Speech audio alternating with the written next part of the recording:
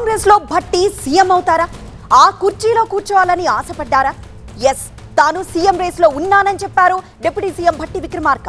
అందుకు అవసరమైన అర్హతలు తనలో ఉన్నాయన్నారు. అయితే అల్టిమేట్ గా పార్టీ నిర్ణయమే ఫైనల్ అంటున్న భట్టి ప్రస్తుత బాధ్యతలతో సంతోషంగా ఉన్నానని క్రాస్ ఫైర్ లో చెప్పుకొచ్చారు. Now your deputy chief minister, అసలు ముఖ్యమంత్రి ఆలోచన ఉందా మీకు లేదా? నేను పాదయాత్ర జరిపినప్పుడు మీరే అనుకుంటా నన్ను యాత్రలో భాగంగా ప్రయాణం చేసేటప్పుడు అడిగారు, మీరు ముఖ్యమంత్రిగా రేసులో ఉన్నారా అని.